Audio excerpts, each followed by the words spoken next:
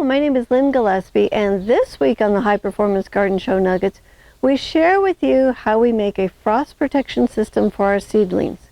Here's a clip from the show. All right, so the last thing we want to talk about today is our frost protection.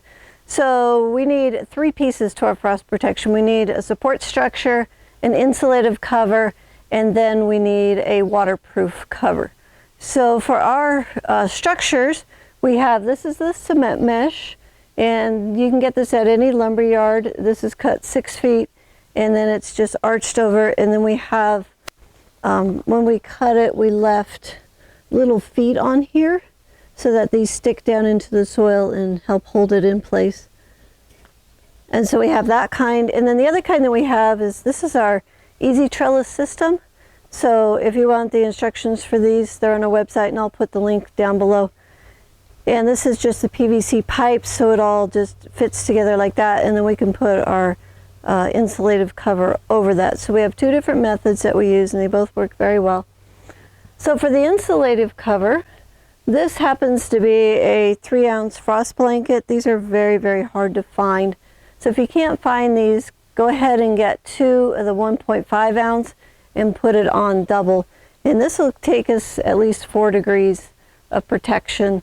So what I want to do with this right now, I want to put this on so that the lettuce and the cabbage have some shade, because they're going to go into transplant shock. And so I can put this on for 3 days, and that will help the plants with the transplant shock.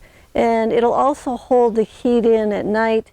So when you have them off during the day and the sun is warming the soil, and then you put these on in the evening, you can contain some of that heat so that the seeds will germinate faster and the plants will grow a little faster. And then the next layer that goes on this is a layer of plastic. So if you're outside in the garden, you want to put a layer of plastic on there. We use leftover greenhouse film. If you've got greenhouses in your area, they may have some plastic to give away, or you can just order some online. And you want to put that over, and then rocks or bricks to hold it down, because I don't know about you, but we always get wind before we get a storm. And so you want to hold that down. Now, lucky for me, in the greenhouse, I can shut the walls. My plastic is my roof, so I don't have to put extra plastic on this. So this is how I'm going to take care of the plants and protect them from frost for the next couple weeks.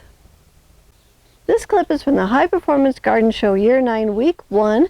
If you'd like to watch the whole show, it's free, it's online, and you can enroll on our website at thelivingfarm.org/high-performance-garden-show.